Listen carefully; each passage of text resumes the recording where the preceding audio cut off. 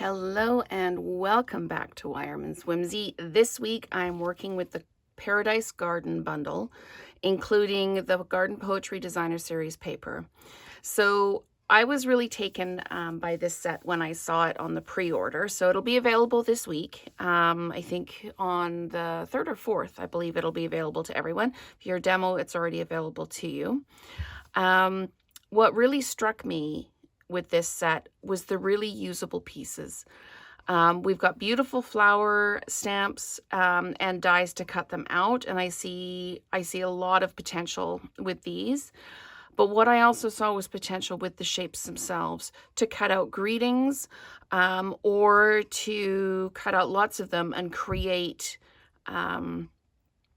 backgrounds using the dies. So I'm really, really excited to get into this. As I was prepping this, it's one of the things I like to do when I get a new stamp set. Sometimes you look at a stamp set and go, oh, why did I buy this? Going through and cutting out all of the pieces, stamping all of the stamps, you get all kinds of ideas. And as I was putting this together, I'm like, oh, I could do this, I could do this. So I've written down all my ideas for cards this week. And I'm just so excited to get started on this. I'm just absolutely thrilled.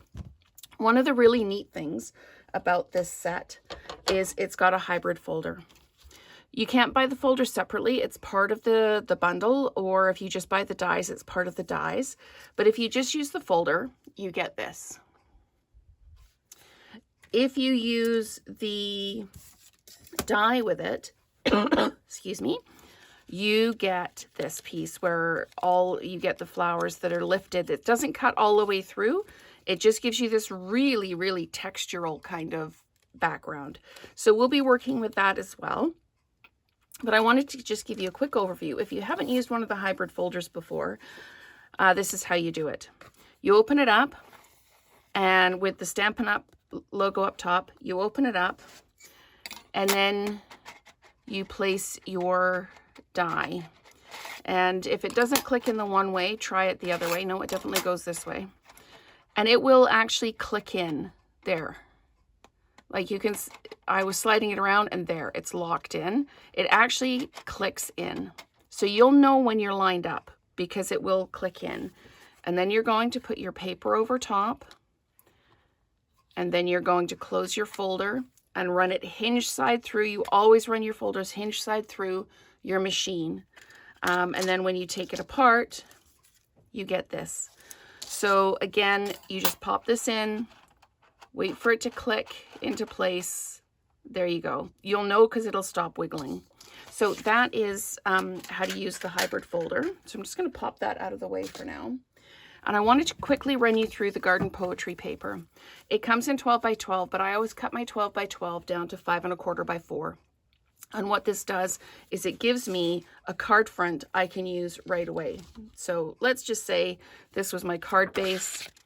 I've got a card front right away. I can add a greeting. It's super simple, super quick. And I find if I actually cut up my paper, I use it. Otherwise, it just sits.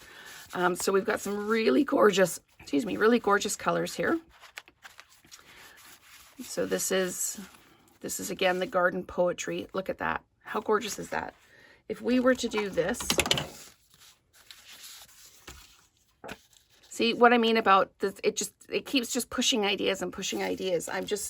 Every time I look at this, I come up with something new to do.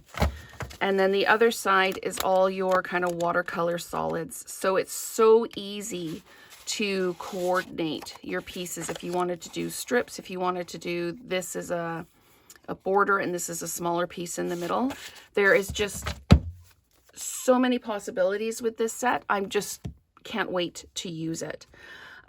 So what have I talked about? I've talked about the dies, I've talked about the folder, I've talked about the paper. So I think actually I've covered everything I wanted to cover. And the first card I'm making with this, one of the ideas I had was this little set of scatter dots here. I really loved those, and so I created a background with them using Misty Moonlight, Blackberry Bliss, and Mossy Meadow, and then I ran it through the folder. So you can see there's a little bit of texture to that. I loved it. It's so simple, and you can do whatever colors you want, and you can make it a birthday card. If you used more somber colors, you could use it as a sympathy card, masculine, or a youngster's birthday card. So many options. So this is the card, or a version of, that I will be making in the video that follows this directly. But as I say, I am so excited about this set. I cannot wait to get going with it. So stay tuned. Right after this is the next video.